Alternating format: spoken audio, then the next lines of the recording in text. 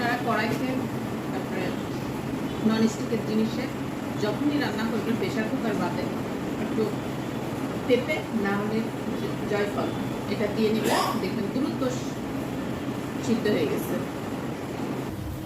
তেল দিয়ে দেব, মশলাটা দিয়ে দিব এক এক করে। আদা,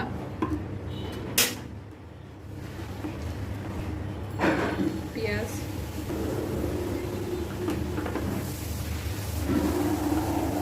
রসুন, 1 চামচ লবণ দিব, 2 চামচ হলুদ দিয়ে দিলাম,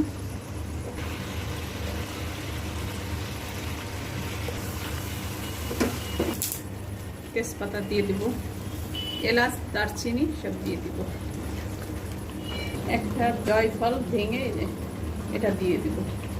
জয়ফলটা দিলে তাড়াতাড়ি মাংসটা সিদ্ধ হয়ে যায়, এই যে আমি একটু ছেঁচে নিয়েছি। আর একটা জিনিস, পেঁপে কাঁচা পেঁপে একটু দিলে তাড়াতাড়ি সিদ্ধটা হয়ে যাবে। জিরা দিয়ে দিলাম। 2 কেজি মাংসের জন্য যতটুকু মশলা আপনাদের আন্দাজ মতন আপনারা নিয়ে নেবেন, আমিও নিয়ে নিলাম।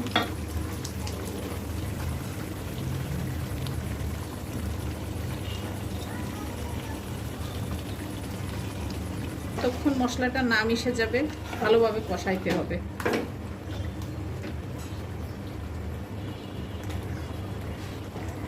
আধা ঘন্টার জন্য ঢেকে দিব।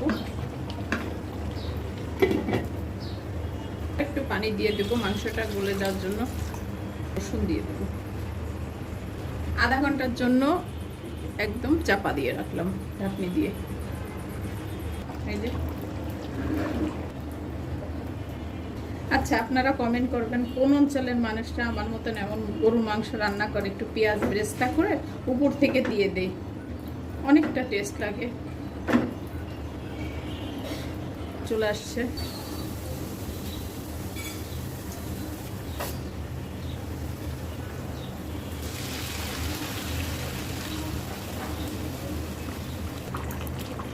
গরম মশলা গুঁড়া করে রাখছিলাম, খেতে অনেক স্বাদ। এইভাবে রান্না করলে আমার আম্মা রান্না করতে।